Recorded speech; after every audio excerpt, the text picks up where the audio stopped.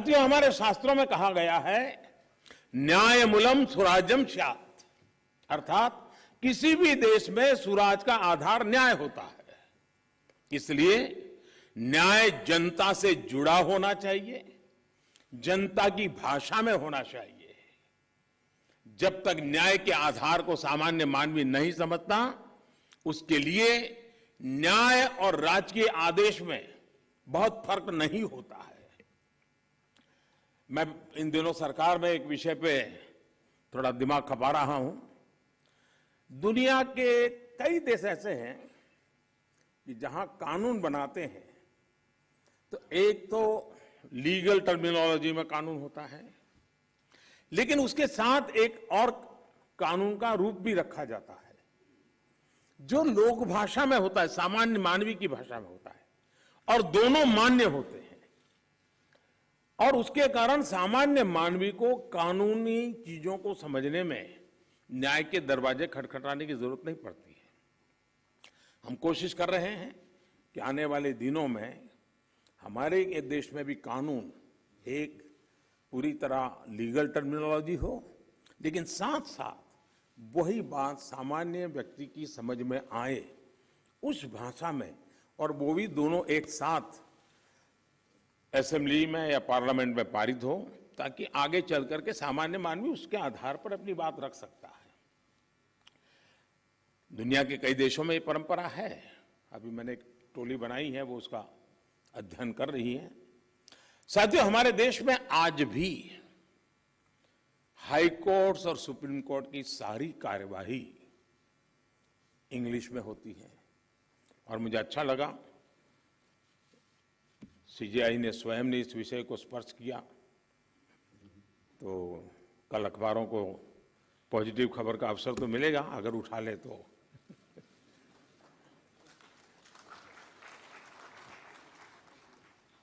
लेकिन उसके लिए बहुत इंतजार करना पड़ेगा।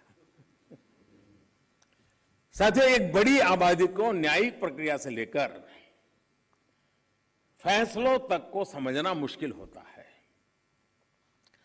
हमें इस व्यवस्था को सरल और आम जनता के लिए ग्राह्य बनाने की जरूरत है। हमें कोर्ट्स में स्थानीय भाषाओं को प्रोत्साहन देने की जरूरत है। इससे देश के सामान्य नागरिकों का न्याय प्रणाली में भरोसा बढ़ेगा, वो उससे जुड़ा हुआ महसूस करेगा। अब इन समय हम एक कोशिश कर रहे हैं कि टेक्निकल एजुकेशन और मेडिकल एजुकेशन मातृभाषा में क्यों नहीं होना चाहिए।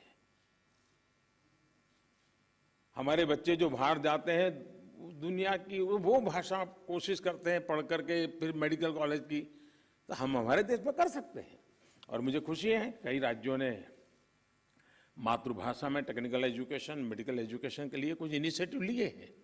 तो आगे चल करके उसके कारण गांव का गरीब का बच्चा भी जो भाषा के कारण रुकावटें महसूस करता है, उसके लिए सारे रास्ते खुल जाएंगे। और ये भी तो एक बड़ा न्याय है, ये भी एक सामाजिक न्याय है। सामाजिक न्याय के लिए न्यायपालिका के तराजू तक जाने की जरूरत नहीं होती है। सामाजिक न्याय के लिए कभी भाषा भी बहुत बड़ा कारण बन सकती है। साथियों, एक गंभीर विषय सामान्य आदमी के लिए कानून की पेचीदगियां भी है। 2015 में हमने करीब 1800 ऐसे कानूनों को चिन्हित किया था जो अप्रासंगिक हो चुके थे। इनमें से जो केंद्र के कानून थे, ऐसे 1450 कानूनों को, 1450 कानूनों को हमने खत्म किया। लेकिन राज्यों की तरफ से केवल 75 कानून ही खत्म किए गए हैं।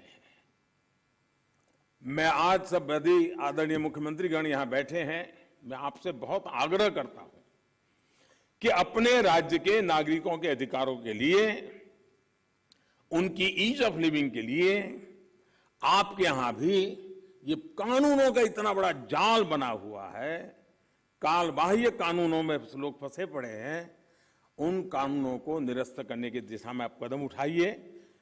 लोग बहुत आशीर्वाद देंगे जी।